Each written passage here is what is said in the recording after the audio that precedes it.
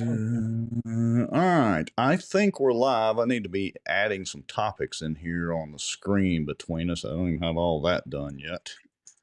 Well, Let's let me see. refresh and see if it goes. No, not showing up on my deal either. Normally I get the old Twitter alert. Well, I'm seeing a few people start to get in. Yeah, I tried to put a notice up. I don't know if I got it up there in time. We're testing software, so you may notice a little bit of lag more than normal. Like we may seem a little jumpy. That's because we're using a testing version of the software because I'm testing this dual format out. If it works, it works. If it crashes, we'll just, come back on live and y'all try to find us. So anyway, we're kind of in test mode tonight. But I did get a couple of Yeah, notifications. it's kind of like this is almost like we're reinventing the wheel a little bit here because it just seems like it's been forever since we've done a show or done shows, but it was just 1 week ago. Yes. I don't know. Maybe it's this Thursday thing and Snowmageddon 2.0 just has me like in a brain freeze. I don't know. Yeah, I mean, I've still got 2 inches of ice in parts of my yard, although it's melting, and my driveway still has about an inch of ice on top of it. Yeah, I noticed that like from Bossier, I think they were saying like three, I don't know, 3 inches, and then further north you get up into Arkansas, it got worse. And south of here, just a little south of here, was a significant difference even between say like South Shreveport and North Bossier in the quantity of precipitation. Well, while we're on the subject of ice, let me get on my soapbox for a minute. I don't think we're going to do a countdown and all that tonight anyway. So, folks, if y'all are coming in, I think we've got, a dozen or maybe 20 people watching so far. But anyway, if you're just coming into the show, make sure and tag and like and share and do all that kind of stuff because we're pretty much going to skip the countdown. Probably. Well, we may skip them from here on out. But back to the ice situation. So I got a gripe, Mr. Lowrie, and this may lead into Bossier City in general, but I had to drive to South Shreveport today, and I was on 3132 in Linwood. Instead of coming back 3132, Cross Lake 220, and coming back that way, I decided to go 3132, get up on 49, come north because I needed to come through that side of Shreveport. I couldn't get on 49 headed north right there because they had the ramp closed at like 10:30 this morning. So I had to, it's just an inconvenience, but I had to drive out of the way to loop around, come back through Bossier, blah, blah, blah, blah, blah. Anyway, my point is, this is not the first, nor will it be the last ice storm that North Louisiana has ever had. I can remember being through at least half a dozen ice storms of this magnitude or worse. I don't understand why our government officials cannot get prepared. It's not like we didn't have plenty of warning. They should have the state and the local government, they should have pre-staged the equipment and been ready to go. And look, I'm not saying this because I don't have any experience in the ice. I lived in northern Arkansas and Missouri, and I've told this story before. I'll keep it brief. When it starts icing or snowing, and it snows a lot more up there than it does down here, and sometimes that turns to ice. But you can count on Missouri, within 2 hours, they have the majority of the roads clear. Done. Are you trying to bait me? Did you really just bring up Missouri?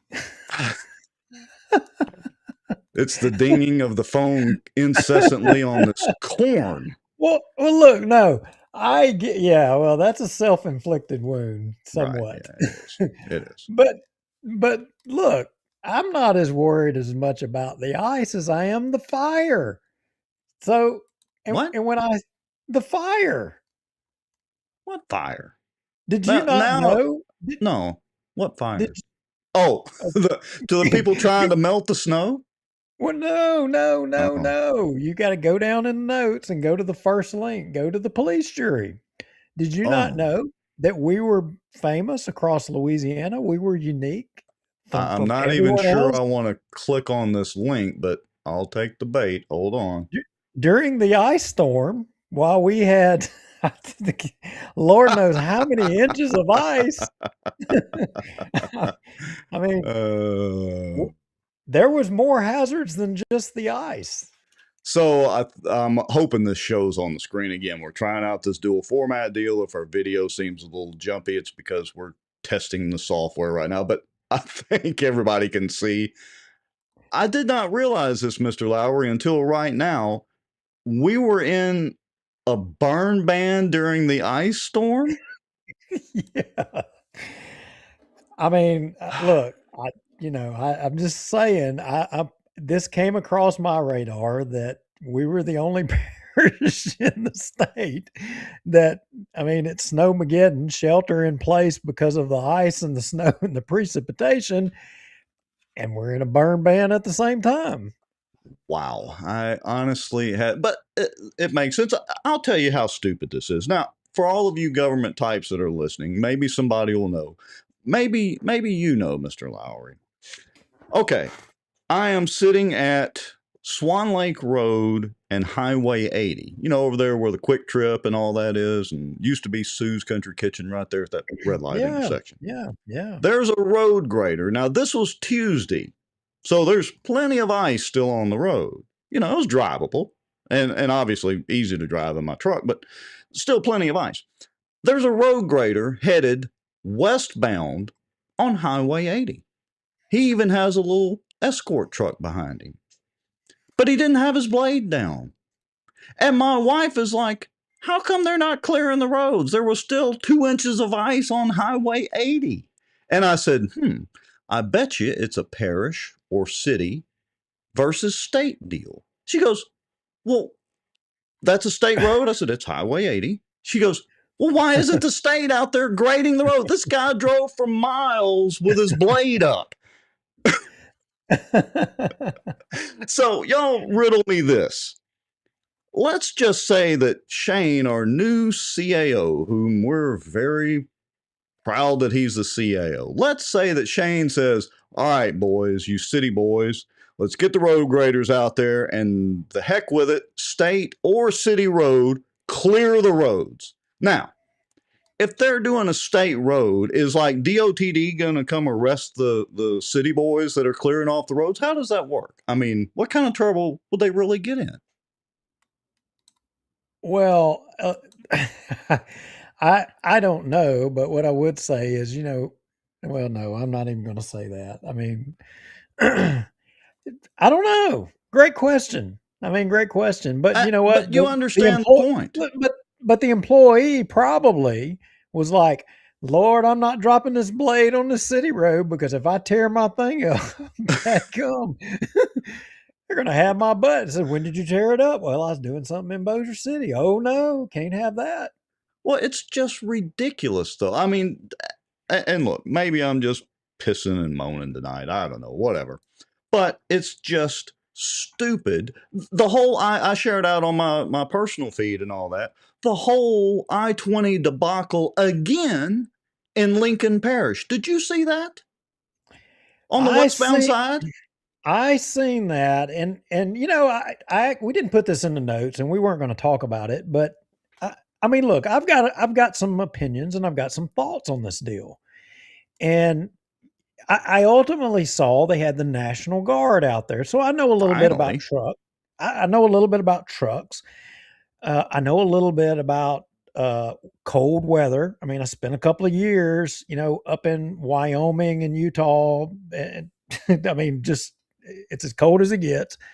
And so I know a little bit about that stuff. But I seen the National Guard out there, and I was like, oh God, that's going to be slow. And I'm not taking any away from the right. National Guardsmen, but Yeah, it's a you, mess. Yeah. yeah. So especially after that was not going to be a quick fix because once those trucks go to sitting, I mean, here's the thing: most of those drivers that run along that I-20 corridor, they run it day in and day out. Going from the East Coast to the West Coast, and they don't have to deal with that a whole lot. if you've got just a little bit of moisture in your air brake system, and or you stop and you've had ice build up because you've been running through it, and you stop, the heat from your brakes, it melts the ice or the water onto your brake shoes and all that stuff, and it literally ends up freezing it locked shut. You know how you get it free? You With a aren't going to get hammer. it free. You got a sledgehammer. You Yeah. got to go bust it with a sledgehammer. Now, I doubt those guard guys have had a lot of experience with going and having to how to get that crap loose. And and I would venture to say that most of those truck drivers run the southern route. They don't know either. Well, but hear me out though. Here's my biggest problem with this. This was going on 12 to 14 hours before anything was being done. And I look, I understand the logistics of it that once the, thousands of cars and trucks and regular cars and trucks are involved in it, then it becomes a real cluster to get everybody moving. I get that part of it. But it was all over social media for more than half a day before anybody should have shown up. Jeff Landry, here's the thing. You might should have jumped in your little whirlybird helicopter and run out there at least to assess the situation. Because it took for, and this is not the first time this has happened in almost the same spot. So we're watching this, and my wife says, well, if we were traveling that road, let's just say in your truck, what would you have done? And I said, well, I would have got out, walked, found a spot that was not a steep ditch, and four-wheel drive, here we go, and we fix and turn around in the median and head the other way. Now, the problem is the stupid fence that they've put through the middle of the median. I mean, I got a pair of bolt cutters, but that fence is kind of tough, so I'm not sure that my little Lowe's bolt cutters would have taken care of the fence to be able to cross the median, to turn around and get moving instead of sitting there for 24 hours. It drives me insane. And I'm sorry for rambling on and on about ICE. I'm sure y'all saw the notes. You thought we were going to talk about the Border Patrol, but it's crazy that we go through this every ice storm. It is the same routine every single time. You would think that our super intelligent powers that be, benevolent overlords would just be a little more prepared. Now, I'll give Bossier City a little credit. Bossier City this time around did seem, the little bit that I got out, did seem to be working on the roads much faster than the last time. Well, look, I'm not going to throw as much criticism. I don't know what the heck happened out there on I-20 with all them trucks and all of that. It was egregious to me that those trucks and those people out there for, much less 24 hours, but longer than what they did. I mean, I don't know. I would be real interested to learn what the failure was out there. I mean, I know there's heavy wreckers out there and that crap should have been being moved. So that's why I defer to that, a lack of knowledge on the trucks and how to get those trucks out of the way. It has to be part of the problem there. With that being said, I want to point out, to my knowledge, I've not noticed us ever deploying really road graders to grade ice and snow off of a roadway. To me, this is the first recollection of a storm that I remember seeing that. I don't remember ever seeing that. I mean, I was in Bossier for 20 years, in public service, and I don't remember ever seeing that. I don't. It's the first time I remember seeing it, other than once or twice here or there, that I can recall. So maybe Bossier was a little more prepared this time around. And yeah, but I still, it just never ceases to amaze me how ill prepared we seem to be overall. And you can't say, oh, it's Louisiana. We don't know how to deal with ice. This ain't our first ice storm, folks. It's not. And it's not going to be the last. Anyway. Well, I will tell you, I was pleasantly surprised at how Bossier weathered the storm from an electricity standpoint. Yes, We didn't lose power. How the heck did that happen? People because all around us were it was losing sleet. power, but we weren't. It was the sleet. It was no. The sleet does. I mean, very little freezing rain. The sleet doesn't stick to the lines and the trees like that. It bounces off, and that's what saved us. Well, maybe so. I will tell you, I ventured up. I had to go to the farm. I had to shut a skid motor off and pumping water, believe it or not, because the drought that we were having. And I did notice there was a crap load of pines that they were bending. I mean, they were at the Right. point it looked like they had just enough. And had it been a little bit more, I think we would have had a lot more trees down. But for the most part, we did good. Yeah, I hate to say I was disappointed. I was not disappointed that we kept electricity, but I was ready for it this time, and we didn't lose electricity. At So, Barksdale Bubble, Val Baker says the bubble saved us again. yeah. So anyway, that's my gripe session for the evening on the weather. I agree that it did seem that Bossier was a little better prepared or dealt with it a little better this time overall. It's just look, I-49 still being closed, part of the overchanges today, that's stupid. Just ridiculous. They should have had that cleared long ago. Ice You talking packed you up talking there. about the overpass to Benton? No, the 3132 Oh I-49 yeah. North interchange right there, that was closed. Well, the overpass to Benton was completely shut down. But what I would tell you is, if you went to Benton up in North Bossier, the overpass just north of the town of Benton to go to Yeah, Plain Dealing, man, it didn't have no ice on it. Whatever the ice, the salt, or they put enough salt on there that it didn't have a damn thing on it. But you go to Bossier City and the overpass to Benton, I mean, it's like a skating rink. yeah. Well, maybe maybe they'll get it figured out, but probably not in our lifetimes. Anyway, all right. Hey, So I, hey, I'm sorry. go Look, ahead. I see in the comments our good friend, one of the Ferris halves. Oh yes, yes. Let's see, MB Ferris. That would be Michael Ferris Sr., known as Ferris, I believe. Let's see. Yeah. He says that was done on Sligo Road. First time he's noticed that also. Oh, I've got to adjust comments here. Hold on. Got Well, to resize my one of comments. go ahead. One of the reasons I point out our good friend there, Pelican Training and Consulting, you guys know they are the go-to folks. If you got to have CPR and you got to have safety training and all that stuff, those folks have been on the front end of supporting transparency in government and all the things that I think the majority of us all agree with and align with. I mean, they've always been there, but it it raises a point. Um, Julie Ferris, his better half, she made a post on Facebook and she tagged us. And I think it's a valid thing that she was to talk about. And we've somewhat talked about it in the past.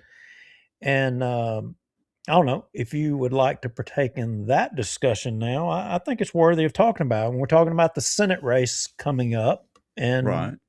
Yeah, there's I'm a little bit good. of a perspective here. I'm good for ranting and raving about whatever tonight. It's one of those nights. Well, let's get after it. So I got a link to what she tagged us in, and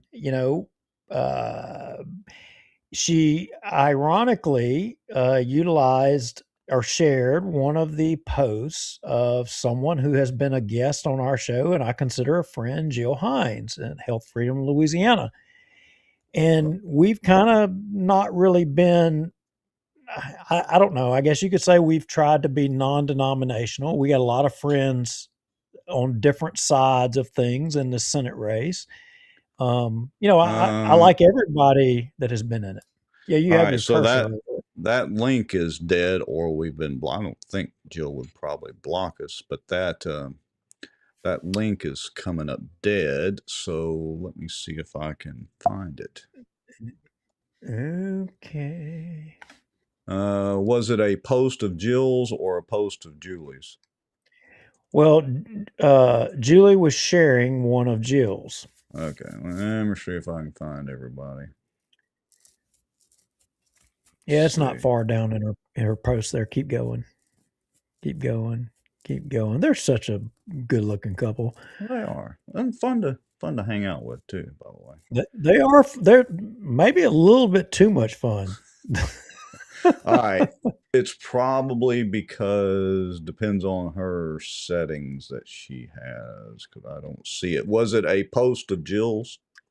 It was a post of Jill's. All right, And so it basically for y'all what Jill was pointing out, she was putting a criticism up of former congressman, now the Treasury. What is it? He's the state Secretary, the treasurer. Treasurer, State Treasurer, John Fleming. Yeah, there it is right there with all of the This, legislators. Oh, I see the picture. Nope, keep going. On the left, oh, I guess that was that looks uh, like all of the legislators in that photo that you're showing right there on the left. That was the post that Julie was referencing. okay. Well, anyway, I'll So try to find. It was against Fleming. correct. All right, I'll In see if I can essence, find.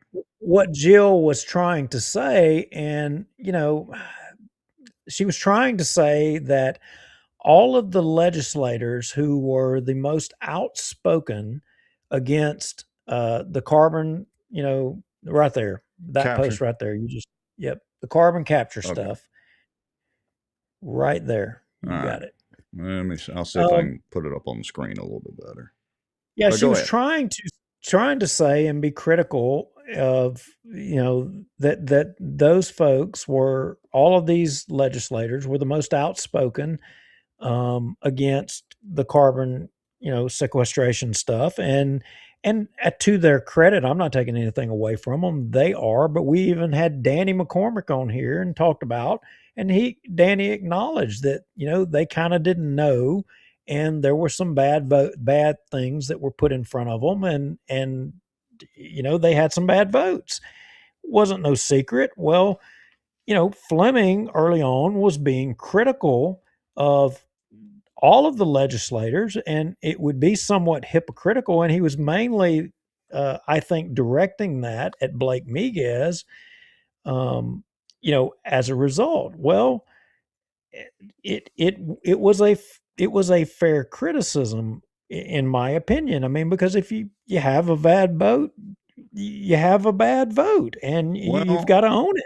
uh, here's the difference, though, because I was having a phone call with somebody about the. Actually, I've had more than one over the last few days about all this. Here's the difference: Chuck Owen and Danny McCormick both came on this show and Hmm. admitted that their votes were a mistake. Literally said that. That's right, All right. 100%. The problem I have with Miguez, and again, I'm not really taking sides. I'm going to vote for Fleming. I'd just soon vote for Miguez, honestly. But to me, and I've searched, maybe I missed his post, maybe I missed a video he put out. But to me, Blake's position on that has not been made crystal clear. We know Chuck and Danny's position on it. They made some bad votes that they readily admit they made bad votes. Okay. I don't think Blake has come out and said, hey, I'm not really proud of this vote that I made, or I made this vote without really researching all the information. Or he could come out and say, no, that's the vote that I intended to make. Now, either way, that's fine. I wouldn't be mad at him either way. I'm not going to vote on them for the Senate candidate based on their carbon sequestration votes. I'm not happy if they And support it, but that's not going to be what's going to be the deciding factor in my vote. Now, let me finish with my soapbox for just a second, so bear with me. So, what Jill and Jamie Marie Pope and all of them are doing is everybody's picked their sides and everybody's picked their lane. And so they're going to do everything that they can to defend their guy and tear down the other people. And that's part of it. It just yeah, is. yeah, Uh, 100%. Look, you and I typically do that. We've done that a lot on this show many times in this race. I think I can speak for both of us. We're absolutely against Cassidy because he's a traitor. I don't care about 100%. anything else he's done. But look, it's like that whole, and we talked about it briefly, that poll that showed the percentage votes cast are supposed to be conservative or not, and Julia Letlow was supposed to, be right down there by Cassidy. Well, the truth is, she was only like 4 percentage points behind, like Kennedy's votes on things. 4. That's 4 out of 100. So it's not like, she was voting down in the 20 percentile and Kennedy was voting in the 80 percentile. It was like 4 or 5 percentage points. That, to me, is not going to swing my decision one way or the other either. Well, so look, I don't think you said anything that I disagree with, really. But that's not what jumped out at me here. What jumped out at me here is reading this post that Jill made. I mean, Jill's my friend, but when I read it, and I read it with an open mind, I mean, because Julie Ferris had tagged us, and I was like, okay, I think I probably already know this debate and this issue, but I'm gonna, in all fairness, I'm gonna read Jill's post. I already know Jill has a dog in the hunt. She's taken a side. But when I read it, that original language, Jill was trying to say that the people who are in favor of carbon capture were attacking all these legislators in coordination and or because of John Kennedy being critical of all of their votes. And I don't know if there's any proof in that. I You talking don't about believe Kennedy or Fleming being critical? Fleming. Okay. Fleming. Just want to make yeah, sure. Not Kennedy. That's I mentioned Kennedy earlier, but yeah, I got you. Kennedy's been on my mind a lot lately, and you know why. But anyway, but as I read that, and you can read it yourself, but it's almost like she's suggesting that Fleming is coordinating. Now Fleming he's been the most outspoken against carbon stuff, but now it's being said that it's being suggested he's steering or responsible for the pro carbon capture lobby attacking the legislators who are now fighting against carbon capture. All right, so let me read at least a paragraph. Well, let me read a paragraph of her deal because it might be kind of hard to see and for folks watching on the smaller phones and all that. I'm reading one of her paragraphs, but you can go to Jill Dillingham Hines and search her. We've had Jill on; she's a good friend and all that. But her post is public, so she says this CCS junk is rooted in John Fleming's Senate campaign and a so-called conservative organization hired by Fleming, the same group that used her name to assert Blake Miguez voted for vaccine mandates, an absolute lie. Who is going to work with Fleming in his current office or in the U.S. Senate after his willingness to throw these conservatives under the bus? She is right. From the perspective of Fleming has thumped over the apple cart. Look, McCormick and I were talking about this last night at the Caddo Water meeting. Is your voting record fair game or not? Absolutely. I mean, you can't have your cake and eat it too. But to say that Fleming is responsible for the pro carbon capture people attacking legislators that are opposing them, I think that's a bridge too far. Now, maybe there's some specific posts where, there were some errors or something. I don't know, because I've only just kind of been vaguely aware that all this hullabaloo was going on in this hornet's nest. But it is absolutely fair game. It is the only thing that you should directly attack is somebody's voting record. Don't go by what a politician says to you. Go by what they do. I'll give you a prime example. Bear with me for a second while I kind of veer off the beaten path here. I'm pissed off at Trump right now. His damn rhetoric, his Second Amendment rhetoric over the shooting of the guy in Minneapolis a few days ago, Kristi Noem's rhetoric, Kash Patel's rhetoric, they ought to be strung up. If I could take my Trump vote back right now, I'm so pissed off I would. However, Whoa, however, whoa, let me finish. hold, However, hold, let me hold up. finish. I have consistently said I don't care if Trump runs naked across the White House lawn with a bunch of cocaine and hookers running behind him, as long as he makes good Supreme Court picks and good federal judiciary picks, which he has done consistently. So even though I'm pissed off about him running his mouth, or as my grandmother used to say, letting his mouth overload his ass, the past couple of days on this issue, I'll forgive him here in a few days after I get through being pissed off. Now, Why? Why did you have to bring hookers in this? Why did you have to? I mean the cocaine and all that. I can get that, but the Border hookers. I mean, come on. Patrol, ICE, they're Why you getting the rapists and the sex Why you hating on traffickers. hookers? I've been watching that stuff for. Hey, my shirt literally says part-time hooker on it. Hold on. I mean, look, he's trying to get money. He's trying to stop all the drugs from coming in. So I was I going to take that agree. part as a joke, but then you had to throw hookers in here. I agree with what he's doing with ICE. That's not my problem. But when he came out and said you shouldn't have guns, no, wrong thing to say, even if you said it and Who didn't mean shouldn't it. have guns?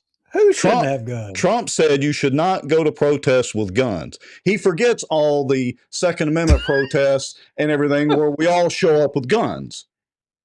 Well, you're my friend, and I'm not going to go protest you knowing you got a gun. Let me put it this way, Mr. Lowrie. There are very few times where I'm more than a couple of feet away from a firearm. Very few. And some of those are the reasons I don't go to the city council meetings that much, because I have to disarm to go in the place. That's why I don't like going up to the courthouse that much unless we have to, because you have to disarm, including your keychain for that matter. I can't take my Army issued, it was Air Force issued to my grandfather, his little, I think it's a P-38 can opener that he gave to me that I keep on my keychain. I've had it since I was a kid. I can't even take that into the Bossier Parish Courthouse. I was like, you're going to let me take my keys? I can kill you with my keys easier than this can opener. See, I'm unconcerned with your worries about being able to get in and out of the courthouse without being checked. Now I've got my wife wondering why I'm defending the hookers. I'm not staying focused on that. I mentioned it one time. You've now mentioned it 4. But it's just like, I don't know what it is about you. You have this knack for getting me in the middle of some stuff. But squirrel, I don't know. I mean, look, I don't agree with Jill on this. I don't know how she can suggest that it's John Fleming, his campaign, or anything's fault when they were the first people to jump out there. They made an issue of this, took a position, said, we're against eminent domain. We're against carbon sequestration.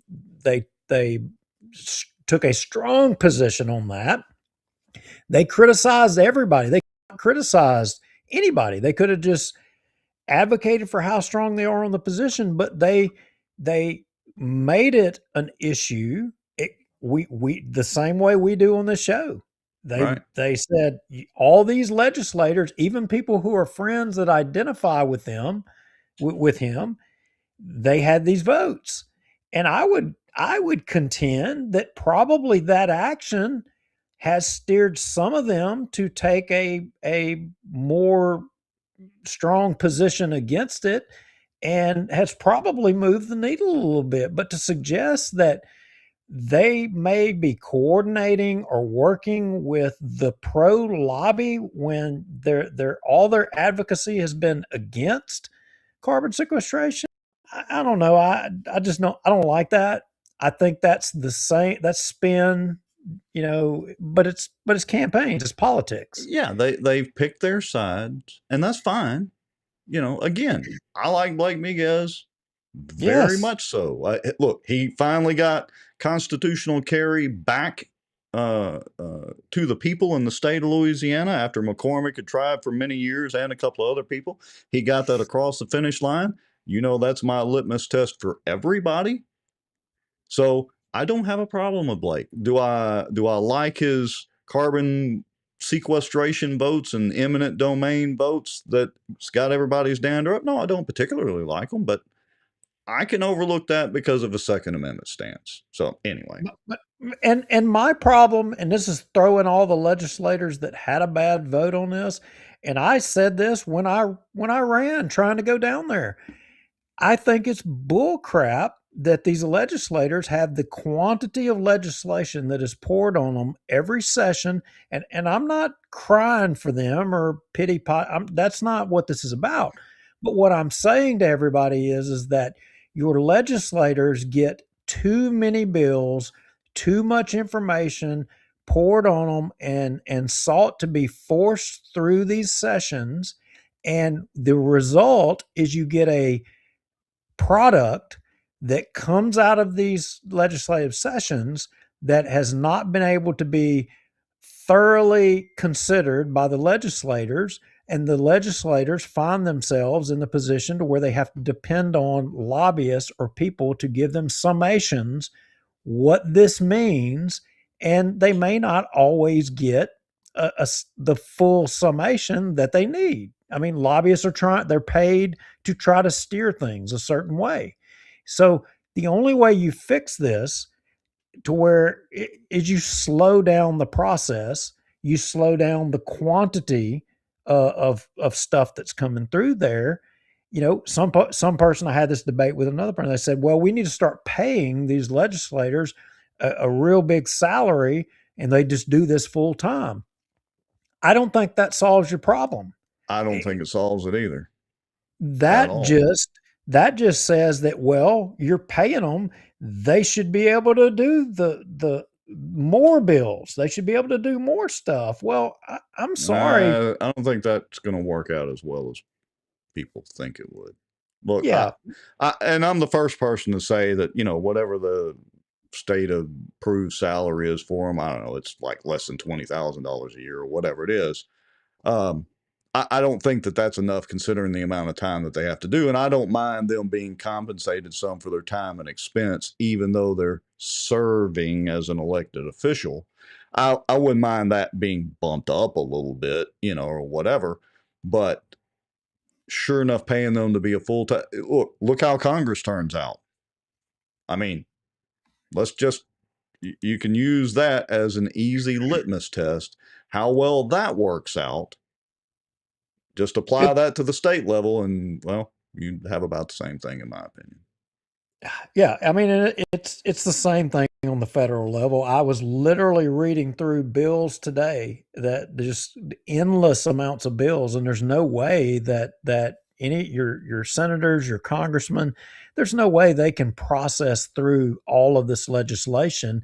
We're sending people to do work that and tasking them to do work that they cannot do. Right. There's no way they can, on their best day, process all this information effectively. The only thing they can do is take a guess on some of it, focus on a couple of things, and be really good at it, you know, or they suck at everything and Yeah. try to do a little bit on everything. It's a broken process and it needs to change a little bit. Yeah, and just to remind everybody, because we got a couple of text messages, that we're running the beta version of the software tonight, trying out a new feature. We may have a little stop motion, little lag, little delay. I understand that, but we're testing the software out. So if you don't mind, bear with us. If you don't like it, you can just tune us out. We hope you don't. All right. So what shall we've covered the ICE, we've covered the Senate. What about the Caddo DA? Yeah, John Settle in Settle Talk, he has been on top of that a little bit. Him being a former attorney and all. Hell, he may still be an attorney. I don't know. It ain't none of my business what he does or what he doesn't do. But I do know he puts out Settle Talk. He stays on top of this stuff, and he was putting a little bit of a report out. No surprise on this, but James Stewart announced that he was running for re-election. No surprise there. Yeah, no surprise. And, I, Caddo is Caddo. I think as a whole, Caddo Parish is not that bad. It's just some parts of Shreveport, of course, leave a little bit to be desired as far as crime and all that sort of thing. But I guess he's doing an okay job as a whole on balance. But there is always a complaint that a lot of folks either get released over there or gets light sentences or whatever, and apparently the what they call it, recidivism and recommission of crimes is kind of high. I don't know, but maybe he's a good enough DA. He'll probably get elected. I don't know who's going to run against him. Well, don't know who's going to run against him. Come on now. What are you talking about? You don't know who's going to run against him? Let me see if I can find my little crickets sound thing. You're trying to set me up here or something, or? I was trying to tee you up a softball. Here we go. Wait. Okay. Okay. Well, so there is an opponent, as I appreciate it. He already announced, and it was at a Mexican restaurant, according to John Settle. Oh, Seabiscuit? Yeah, Seabiscuit. I forgot about Seabiscuit. See? I mean, I wasn't invited, but I don't know that I'd win if I was invited. But look, oh god, my wife, Duke's hero. Yeah, I had a politician recently refer to him as Seabiscuit. I won't say who it was, but anyway. Well, yeah. Well, look, we're talking about James Stewart here. So Yes. The interesting thing was those in attendance at James Stewart's deal, and like I think you said, our DA Skylar Marvin. In which I think that's probably respectable that he was there. I wonder if he was at Seabiscuit's announcement. At the horse feeding? I mean, Seabiscuit's announcement thing? Well, I mean, look, he probably got some free fajitas if he'd have went, but I don't know. I mean, maybe he's got something against Corona or Dos Equis. I don't know, but Skylar Marvin was there. Interesting. I think to political insiders, that may not be such a surprise, but that you've got, a Republican district attorney there at a Democrat DA who was heavily funded by George Soros in his first campaign. And we all know who George Soros is. I mean, the guy that had the idea that the way to affect change across the country, one way among other ways, was to elect, liberal DAs across the country to where, they could have influence, because if you have election challenges, who would end up being right square in the middle of that? It would be the DAs in each parish. That's where the challenges and the lodging those challenges would go, was before the DA. Well, all right. So let's hear in the comments, because we got about 50 folks watching. See Mr. Marriott's in the comments, and Mrs. Julie Ferris is there as well now. Who do you think's going to win? You think Seabiscuit's got an actual shot at it? Well, do you think he could win the horses race, so to speak? Well, look, I have to tell you, I think he does. I think candidates in Caddo Parish, parish-wide, if you got a good candidate, I think a good candidate can win. I'm not a fan of Seabiscuit. I think I've shared that before in this show. People know that. But at the same time, I can look at this thing objectively, and I can tell you regardless of what I think about Seabiscuit, you cannot take away from the fact that the guy will work his butt off. He Well, and is he's a positioned himself well with name recognition, and um, he's positioned, whether he is or not, he's positioned himself as a conservative, guy that'll carry the mantle and all that, even though that's not necessarily true. But that's the way he's positioned himself. And, from a campaign standpoint, that's a good thing. It's probably going to come down to demographics as well. And I don't remember the Republican Democrat mixture in Caddo Parish. And it's, I don't know, maybe y'all can help me in the comments, Duke, maybe is the DA in Caddo Parish just Caddo Parish, or is it like over here where it's, Webster and Bossier Parish, kind of a mixture? no, it's just Caddo Parish, Okay. but that race is really, it's a coin toss, a 50-50 thing. I think both demographically and party and all that. But I think that he is a hard campaigner. I think he will campaign harder than James Stewart, hands down. Is he is he a fighter? Yeah, absolutely, 100%. Does he piss people off? You better believe it.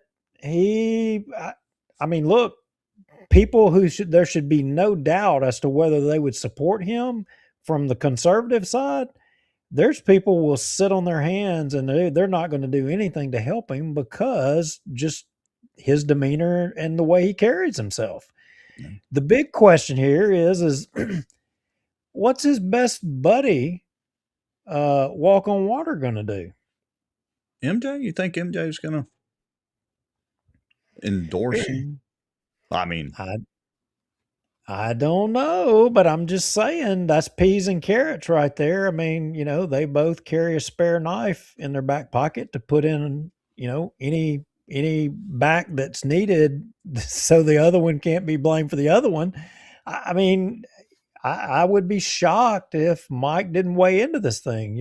James Stewart, uh, supported by Soros and all that money back in the previous election. I don't know if he'll do it this time. He allegedly has 100,000 in the bank right now.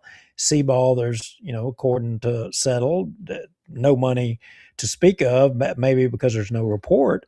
But I could envision Mike steering national support in an attempt to get Stewart removed. I could see that coming. good, fair point. And look, I'm sure Seabiscuit will have plenty of campaign funding once it gets rolling. I mean, let's not forget he is literally an insurance company attorney, so I'm sure he does pretty well in that practice, and I'm sure he can raise funds. Well, and the other dynamic here is he pissed the governor off. He's not the only one. Him, our it's no secret that our senator over here in Bossier, he pissed the governor off, and arguably there were things our area suffered as a result of those guys, and you know I don't. That one is more of a paradox to me, is how the governor's plays in this thing, Yeah. and I would find it hard to believe that the governor comes out and supports James Stewart. I think he doesn't do anything at all. But I can tell you, I don't think he's going to come out and support Seaball. Yeah, it'll be interesting to keep an eye on, and as things quieten. Is that an actual word? Trying to remember. I'm tense. Anyway, as things get a little more quiet over here with the city council, hopefully continue to get a little more quiet. We're gonna keep an eye on some of the Caddo stuff, and of course, we're going to keep our attention on the police jury. We kind of hinted about that last week. We showed the video of Sadow at the police jury meeting, pretty much reading them the riot act from his commentary, and we teased out that we might have some interesting stuff coming down the pipe about the police jury. So, what else are we going to talk about tonight? Shall I get on my soapbox about the Caddo water? Hey, so let me do that for a second, because I was actually pitching for the data center that they're supposed to put over there around Blanchard State Line Road, I was pitching that, hey, those people ought to try to sway them over here. We got plenty of water. What do you think about that, Mr. Lowrie? Isn't this supposed to be the same company, even though we don't know because our city council signed NDAs? Well, I think that's most certainly a guarantee. I think that if those folks in Caddo and Blanchard and all of that, they don't want it.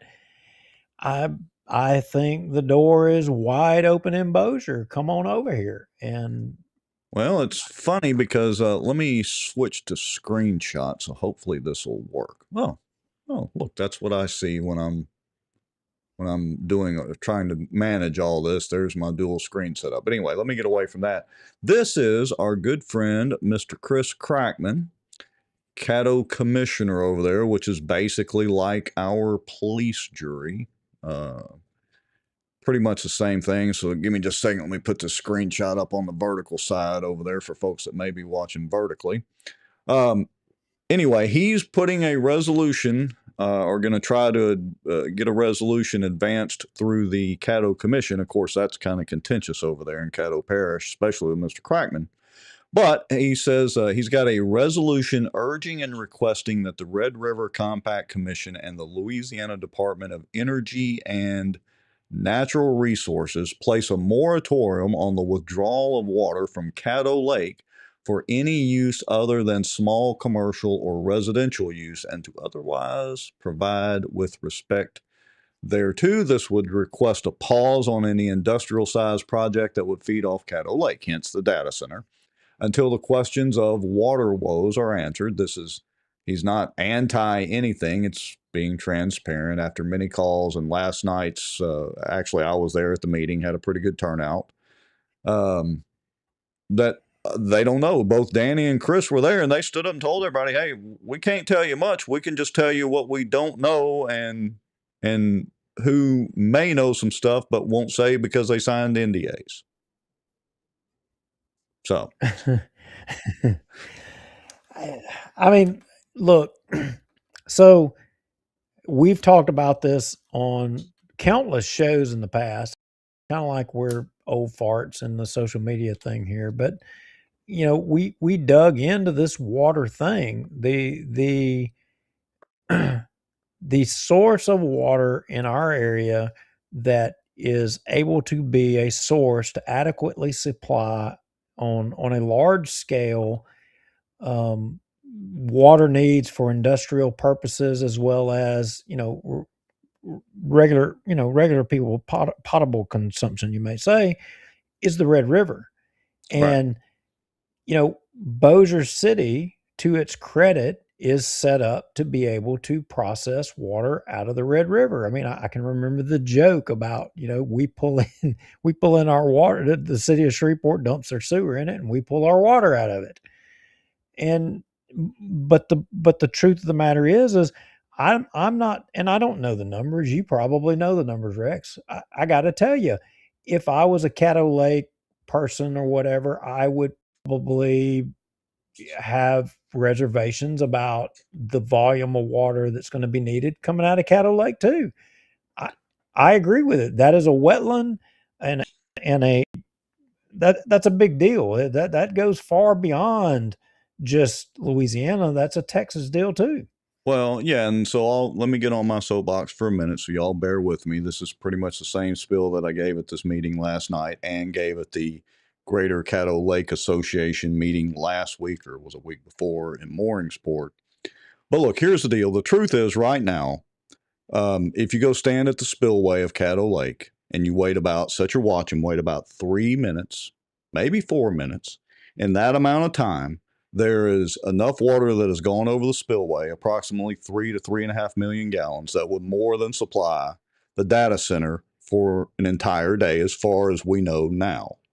Okay? So 3.5 minutes going over the spillway, dumping into 12 Mile Bayou, and then eventually dumping into the Red River would supply that data center. What they're trying to do is the town of Blanchard has a lease with the town of Mooringsport.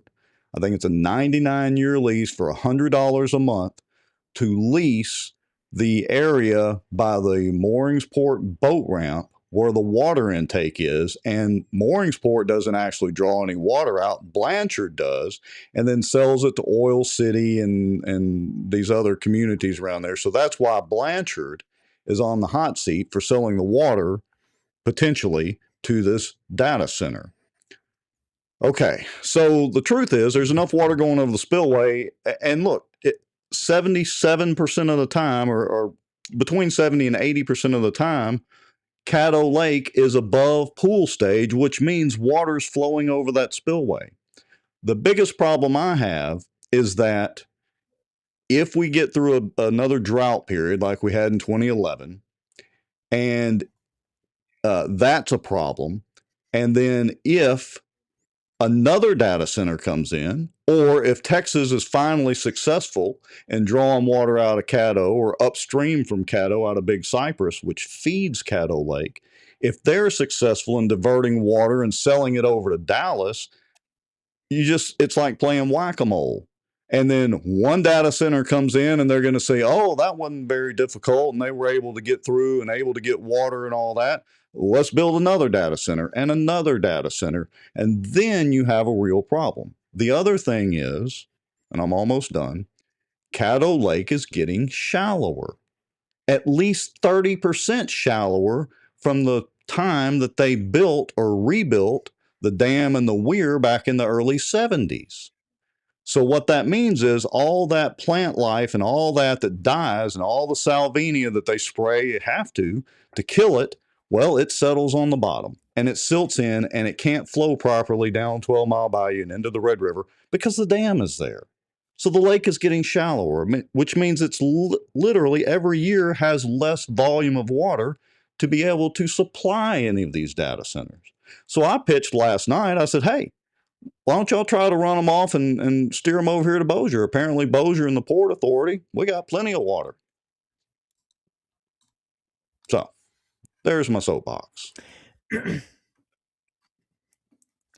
Yeah. And so, like, I mean, look, you know, you don't know what to. I mean, my good friend Ruth Pope Johnson, and we've had some talks about this, and there's a little bit of question regarding numbers that, you know, look, Ruttenbuck and the old man shack, I think they call it Wagner Engineering now. You know, I mean, look, I'm aspect of them, especially after the days of what they did with the Shed Road crossing.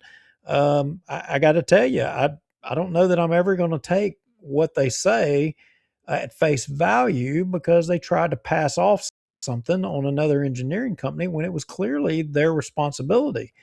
But she points out that, you know, the volume of water that recently Bossier City and Tommy Chandler signed some agreement with somebody to provide so much water that would exceed the total amount of water that so I don't know on those numbers, but if the public statements that, you know, if, and I don't know if they're lying or not, I can't say that, but, you know, if the numbers are correct, Bossier City should be able to supply the water, you know, as they needed.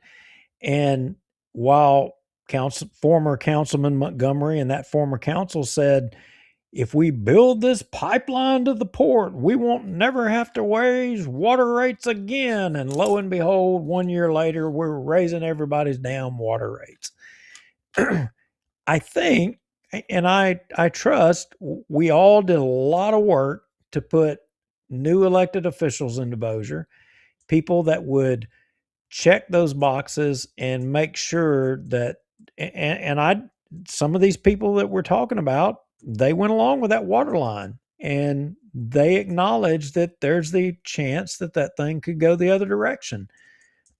But we all work to get them in there, and they say that we've got it, and we got to put our faith and trust in them telling us that they got it. Well, not just that. We've heard the number.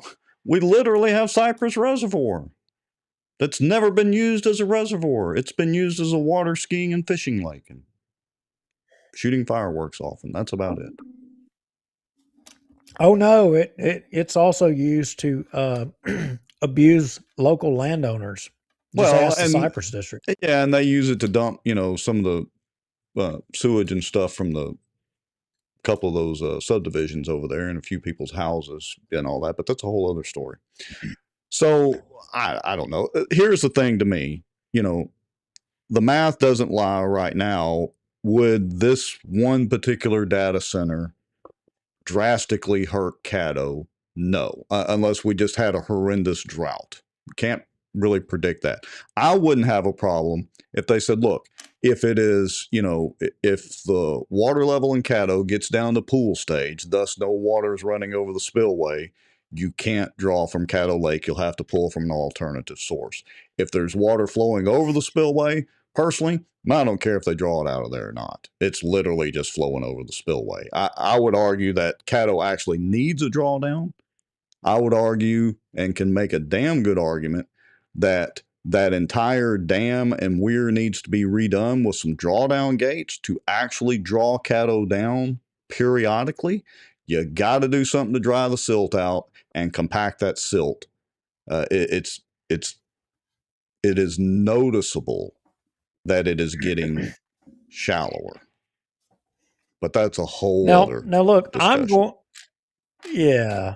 I'm going to, our good friend Julie Ferris points out and makes a comment about billions of gallons of water per year. And I'm going to plead my ignorance right here publicly in front of everyone and say, and she says, trash water that cannot be recycled. And so I will plead my ignorance to say that I don't understand, and maybe somebody in the comments can explain. I thought that the purpose of having to have a huge supply of water for these data centers was just simply to cool, It is. to cool the air conditioning systems, or to cool the temperature down. It It's is. not like some process where we're adding chemicals and you've got low gravs and things that you've got to filter out. So I don't understand how or why the water can't be recycled in some way. It can I be. am acknowledging It my is literally going back, or as of right now, it is intended to go into Shreveport sewage system. from Bossier. You mean No, You I'm mean in talking about Shreveport, over there. I'm talking about over there, the data center over there. So, and right? look, Well, I don't think Julie would just make that up. So I'm wondering from if that is if I want to understand, why would it be unable to be recycled? Who is saying that, and why do they say that? What is it about the process that causes it to not be able to be recycled? Is what I'm curious about. well, I don't know. And here's the other thing. So, at 365 days a year, if let's say this data center was going to pull at maximum capacity, what they're claiming at 5 million gallons a day. So, rough math, what is that? 365 times 5. That'd be a little over a billion gallons a year. There's 42 billion gallons of water in Caddo at pool stage.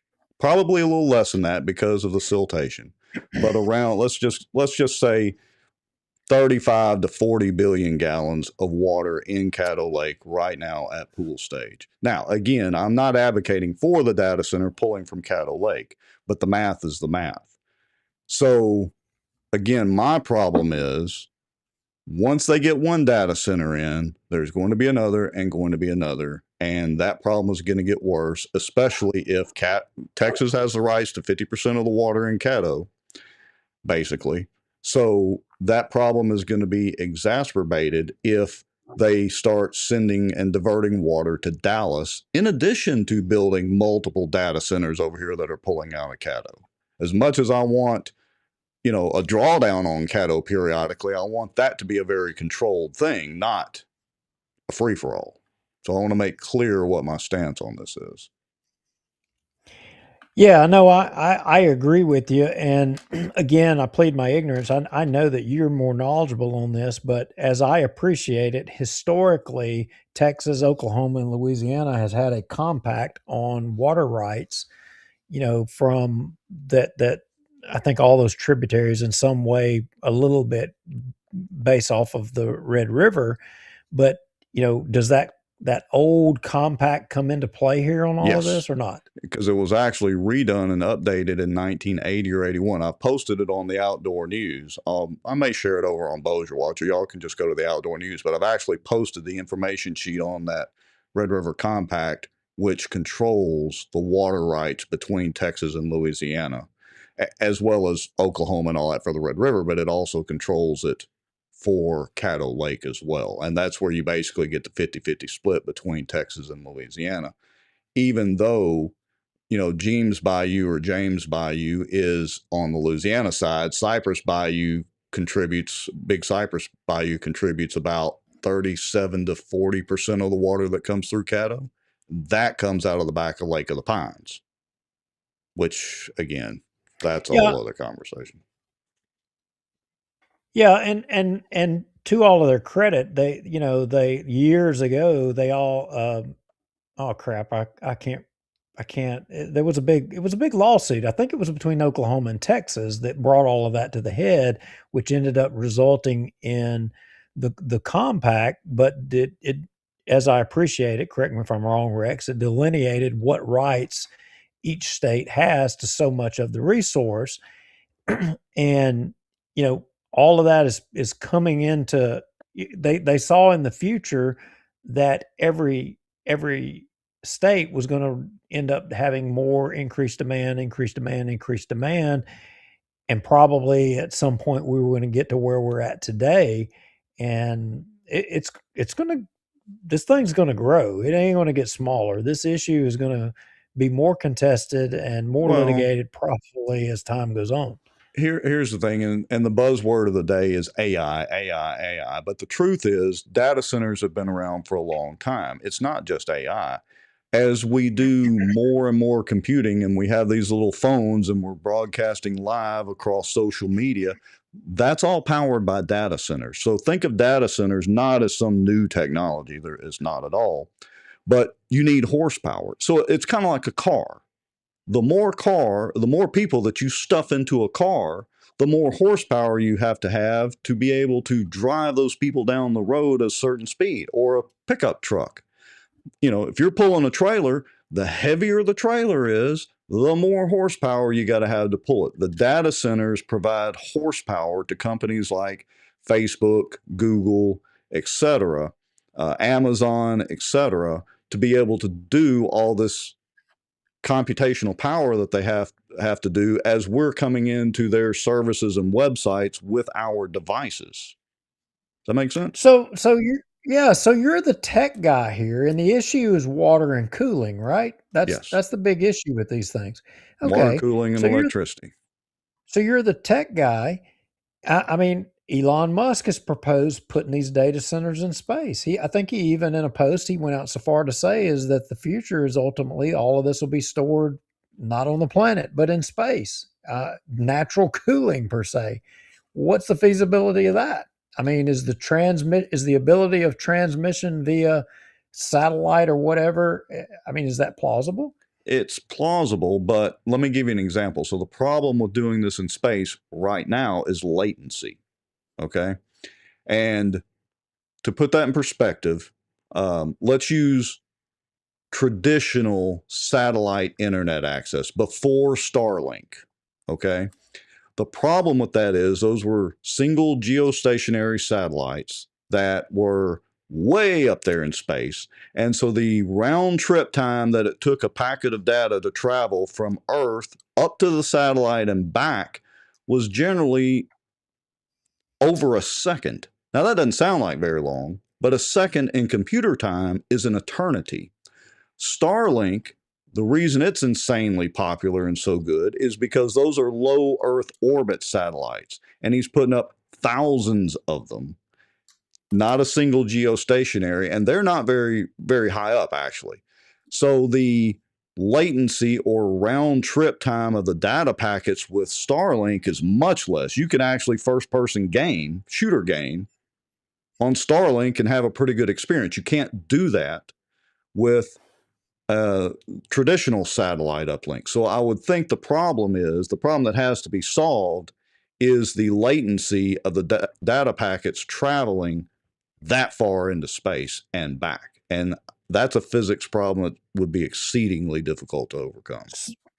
So how I perceive that in layman's terms. So it's like if you need a home mortgage and you want to be able to get it done fast, and you can go to Kara at Acadiana and you can walk right into her office versus you go to somebody else and You they got to may go be up out to of state, or it's and out on the it's 10th out floor of the building, you got to go up the elevators just to get to them. Yeah, exactly. it's Kara, you out can just yeah, walk into her office and get it done.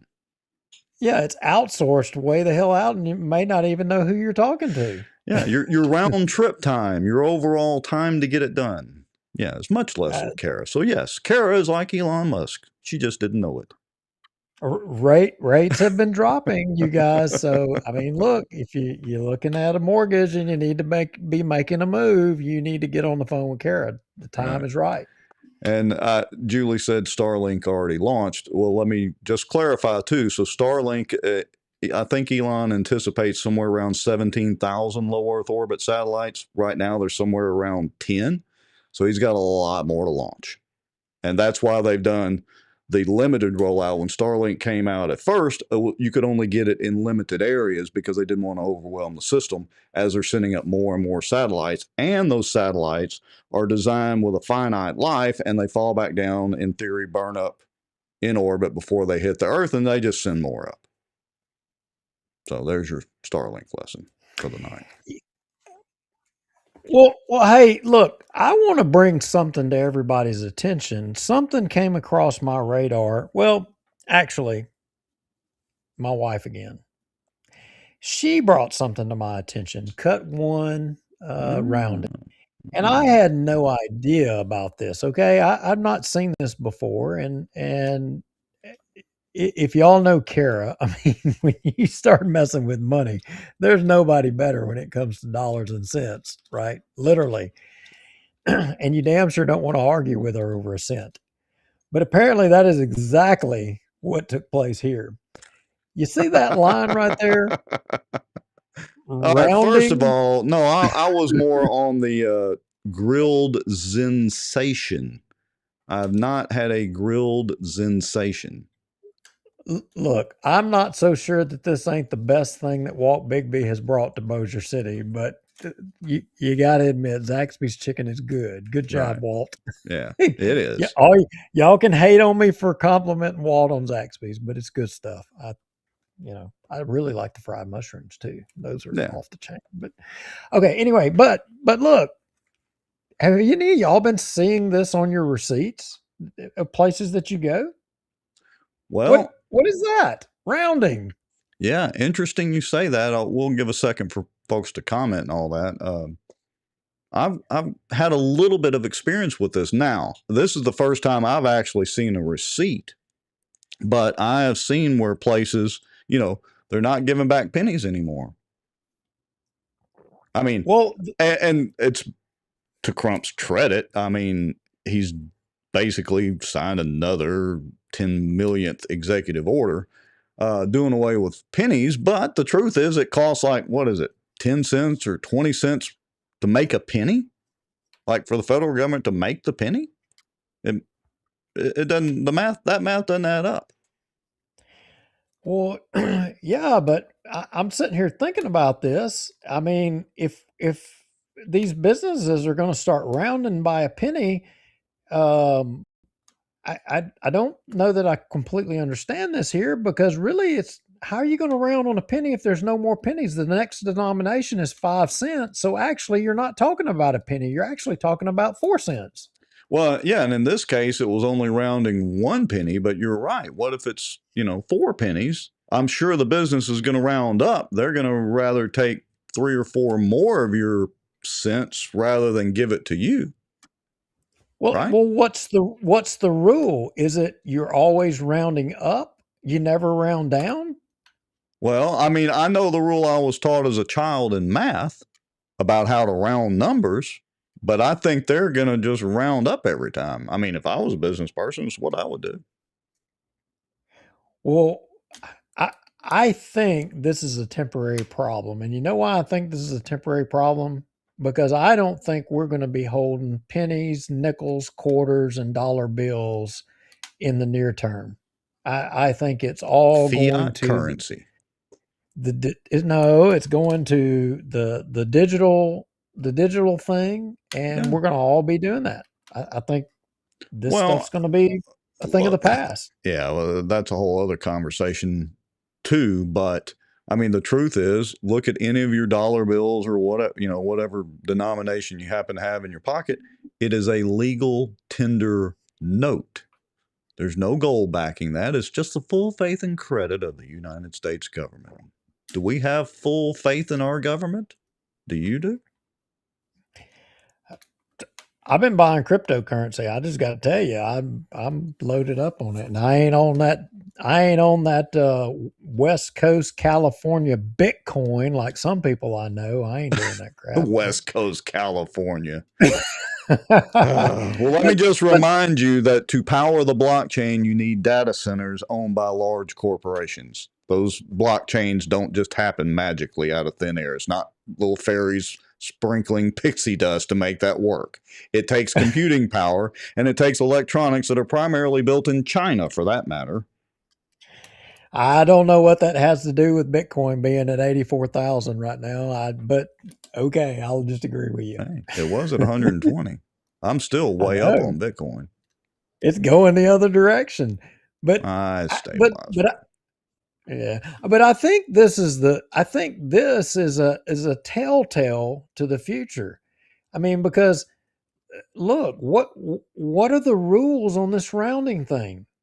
You know what I'm Well, saying? This can't again, last. I know how to round as far as math goes, but I can tell you Well, how yeah. businesses are going to round. The businesses, and I'm not faulting any business for doing this, the business is going to round it to their good. It's just like the convenience fees. You pay your What's the bill. limit? Look, wait, wait, wait, wait. What's the limits on rounding? Hold on. Let's Well, expand this conversation a little bit. When you pay your bill to the city charges, and the state both charge you a flat rate for that. That is not what they're paying. They're literally making money on it. I know I used to be in the credit card business, and to process a debit card is far less than a credit card, but they charge you the same convenience fee, whether you're using a credit or a debit card. And that's not the way that works at all.